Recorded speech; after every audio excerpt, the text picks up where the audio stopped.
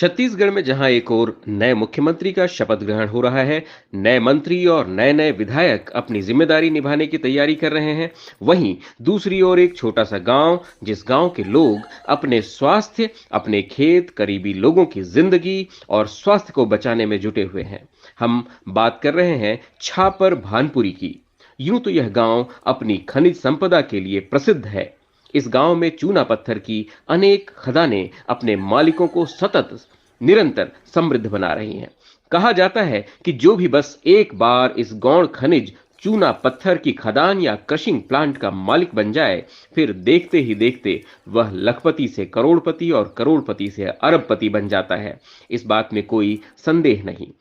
वैसे तो सारी खनिज संपदा राष्ट्र की समृद्धि के विभिन्न स्रोतों में से एक महत्वपूर्ण स्रोत है। इसलिए शासन ने खनन उत्खनन से संबंधित कड़े कानून बनाए हुए हैं। लेकिन इन नियम कानून और प्रावधानों का धरातल पर क्रियान्वयन किस प्रकार से हो भी रहा है या नहीं, इन सवालों के जवाब जानने आइए हम मिलते हैं छापर भानपुरी के ग्रामीणों से और जानते हैं हाल उन्हीं की जुबानी। नमस्कार, फोर्थ कॉलम .in की टीम छत्तीसगढ़ के बस्तर जिले में छापर भानपुरी नाम के एक गांव में आई हुई है। यहाँ के जो निवासी हैं, यहाँ के जो ग्रामीण हैं, ये सभी इकट्ठे हुए हैं अपनी कुछ समस्याओं को लेकर के, विशेष रूप से खनिज से संबंधित समस्याएं। यहाँ जो एक गिट्टी की खदान है और क्रशिंग प्लांट है, उस प्लांट की वजह से इन्हें जो वर्षों से समस्याओं का सामना करना पड़ रहा है और प्रशासन के पास बार बार गुहार लगाने के बाद भी इन्हें समाधान नहीं मिल पा रहा है। इस बात को लेकर के ये आज इकट्ठे हुए हैं। आइए हम ग्रामीणों से मुलाकात करते हैं और जानते हैं कि इनकी समस्याएं क्या हैं। भैया, आपका शुभ नाम क्या है? लालचंद कश्यप जी। आप कौन से गांव में रहते हैं? छापर भानपुरी डेंगपारा जी। सबसे पहले ये आज जो मीटिंग रखी हुई है, इसका उद्देश्य क्या है, बताएंगे? उद्देश्य बोलने से खदान का संबंधित है जी। तो इस खदान से क्या क्या समस्याएं मुख्य रूप से हो रही हैं भैया? इस खदान का संबंध में बहुत समस्या है। पहले तो बोर ब्लास्टिंग होता है, उसमें हमारे गांव जो भी बोरिंग है जी, वो बोरिंग मतलब धंस जाता है। मेन समस्या वो है जी। उसके बाद आसपास जो जमीन है उसका धूल मिट्टी से खेती नहीं हो पाता है। और इसमें सबसे गड्ढा है जी। जैसे कि हमारे किसान लोगों के बाजू में जो खेत कमाते हैं, पानी उधर बहाता नहीं है, गड्ढा में ही चला जाता है। जी जी जी। और उसमें हमारे ग्रामीण क्षेत्र है, गाय बैला जो चराते हैं जो वो भी गिर जाते हैं जी उस गड्ढा में। अभी अभी और एक पुरुष भी गिरा था उसमें जी। उसमें भी कोई मुआवजा नहीं देते हैं। तो जो गिरे थे उनकी मृत्यु हो गई? हाँ, मृत्यु हो गई। और जानवरों की भी मृत्यु? जानवरों को मृत्यु, भेड़ बकरी जैसे भी गिरते जाते हैं। इनका कुछ मुआवजा मिलता है? नहीं मिला, नहीं। आपका बैल गिरा था तो आपको कुछ उसका मुआवजा, कोई राशि मिली क्या? नहीं, कोई राशि नहीं। अच्छा, जहाँ से बैल गिर जाते हैं वहाँ इन्होंने कुछ बाउंड्री, कुछ फेंसिंग कुछ नहीं किया? पूरा। अच्छा, तो कितना गहरा है दादा वो गड्ढा? कितना गहरा है, लगभग कितना गहरा होगा? बहुत सारा गड्ढा बोले बहुत गड्ढा है। अच्छा, हमको एक और जानकारी मिली थी कि यहाँ कोई दीदी हैं, उनके सिर पर चोट लगी थी। जो खदान में ब्लास्ट हुआ तो उस ब्लास्ट से एक पत्थर उड़ करके आया, वो इनको लगा था। तो दीदी, आपका नाम क्या है दीदी? सुखदेई।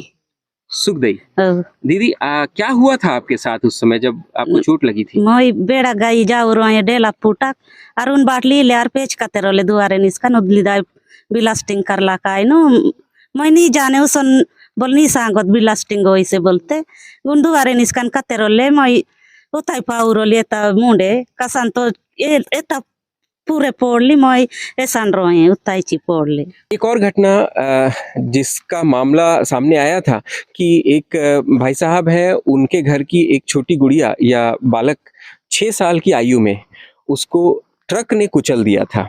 आइए हम जानते हैं कि ये घटना कहाँ हुई थी और कैसे। रोड में है जी। माता जी हैं? कौन दीदी, आप हैं? अच्छा, दीदी नमस्ते। दीदी, आपका नाम क्या है? समारी। दीदी, क्या हुआ था उस समय, जब कुछ बता पाएंगे आप?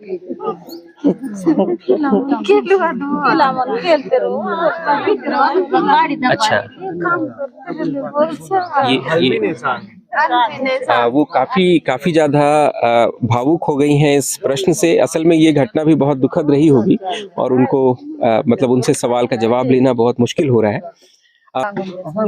उन केलते रोलो उन माय बीती बितरे रोए काय नो नहीं जाने ए बाट उन काय तो गाड़ी ते बन रो तू ता होली काय नो पीला उदल दाई गाड़ी चला लो उदली दाई चेपाली काय नो।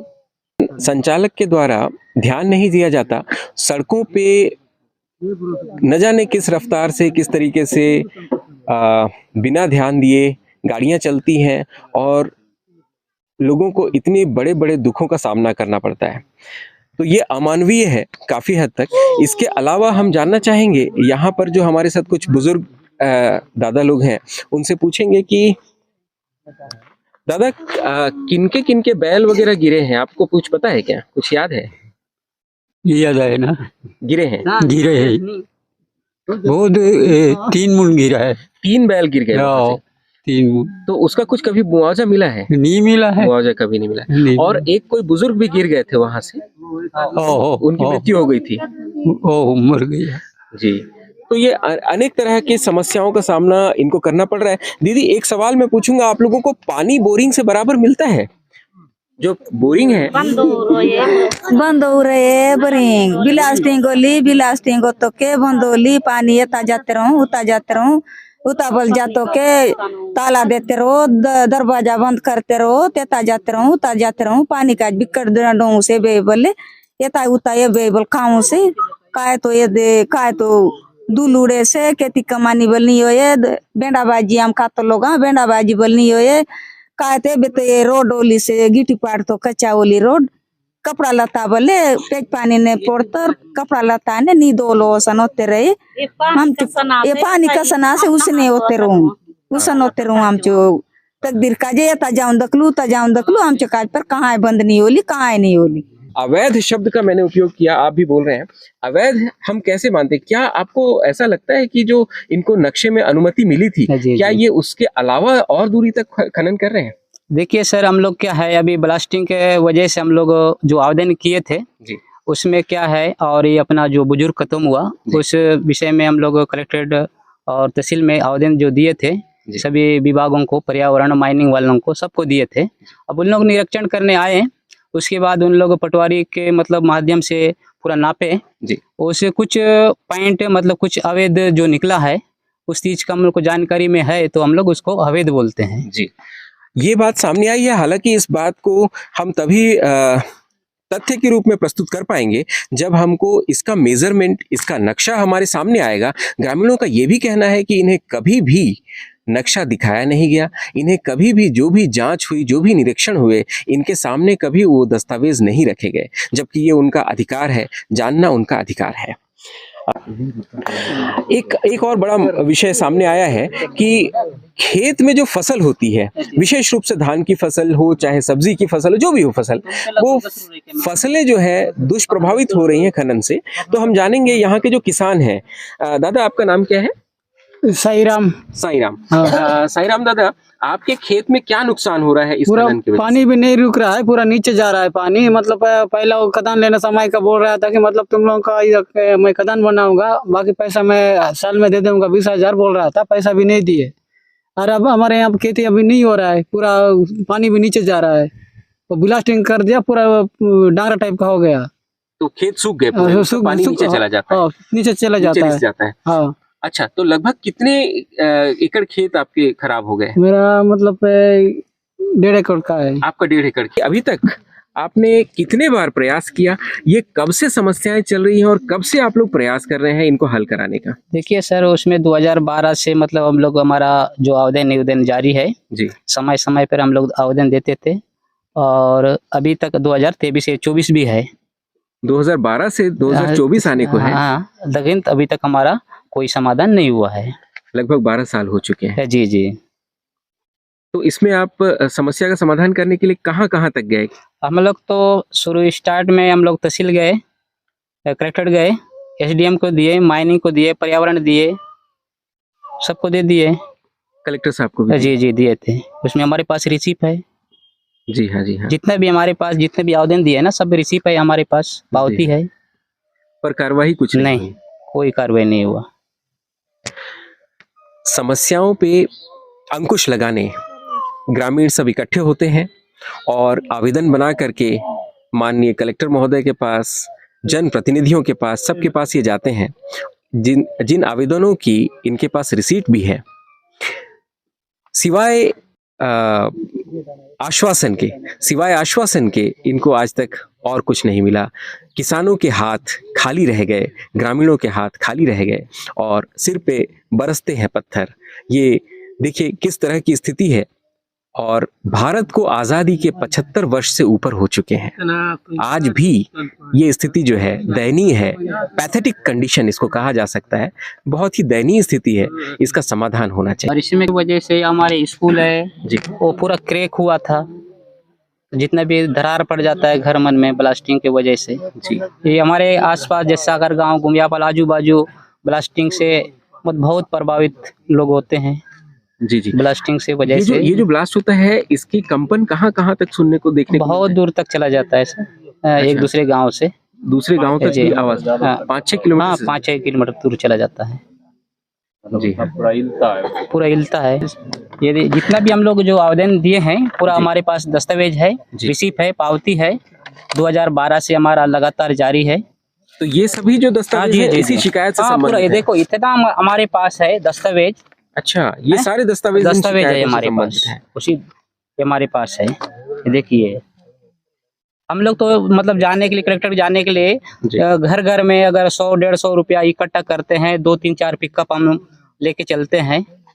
जी हाँ, जी हाँ, जी हाँ। जी समस्याओं को हल करने जी। के लिए ये अपनी तरफ से जो संभव हो सकता है सभी प्रयास कर रहे हैं। इन्होंने अनेक आवेदन दिए, ये लोग अनेक बार कलेक्ट्रेट गए, अपनी तरफ से इन्होंने आपस में चंदा किया 100-100 रुपए जैसा इनका कहना है, और जा करके इन्होंने शिकायतें दर्ज कराई और उन शिकायतों के बावजूद आज भी इनके हाथ खाली हैं। एक दिन बोलते रोलू एकलो संगे हमके बड़गी दरुन बती उन मैडम हमके केदली पर नीलुच्ची हमें जमार तो बेरा कसन तो बोलुआ ने मैसूर पीला जिला अच्छा होते जब पीला जिला मन बोले ये मन ना बोल दे पेराम के ते बुन कारण उतरो गड्ढा नहीं करू बोलू ना मी चोचों से का हम लड़ूं से। हाँ तो ग्रामीणों के अनुसार इन समस्याओं में कोई रोकथाम, कोई चीज काम नहीं कर रही है। समाधान एकमात्र नजर आ रहा है, वो है खदान को बंद करवाया जाए। मैं बोल टंकी तान पानी ना आतर बोल जानू अच्छा, उतर दूर ने पकना गसरले घर रेटे आ जान। अच्छा, हाँ घर के पास। हाँ आपका घर खदान से कितनी दूर है दादा? ये देवन लेंटर बीते है। हाँ, लगभग लेंटर 50 मीटर। हाँ 50 मीटर तक हो जाएगा। 50 मीटर करीब होगा। हाँ खदान से 50 मीटर की दूरी में दादा का घर है, जहाँ पत्थर आकर के गिर गया। हाँ दादा आपका नाम क्या है? मेरा नाम साइबराम कसर। आपको बता दें, छापर भानपुरी खनिज संसाधनों से, विशेष रूप से गौड़ खनिज से भरा हुआ ये क्षेत्र है। ये जो ग्राम पंचायत है, यहाँ गौड़ खनिज जो चूना पत्थर कहा जाता है वो यहाँ भरपूर है और यहाँ पर अनेक खदान है, अनेक क्रशिंग प्लांट्स हैं जिनके संचालक इनसे लाभ उठा रहे हैं। शासन के खाते में न जाने कितना पैसा जाता है रॉयल्टी के रूप में, और बहुत सारी ऐसी बातें भी आती हैं कि बिना पिट पास के या पिट पास में दिनांक बदल करके भी गाड़ियां चल रही हैं, लेकिन इन ग्रामीणों की समस्याओं का हल होता नजर नहीं आ रहा है। देखते हैं प्रशासन आगे क्या करता है।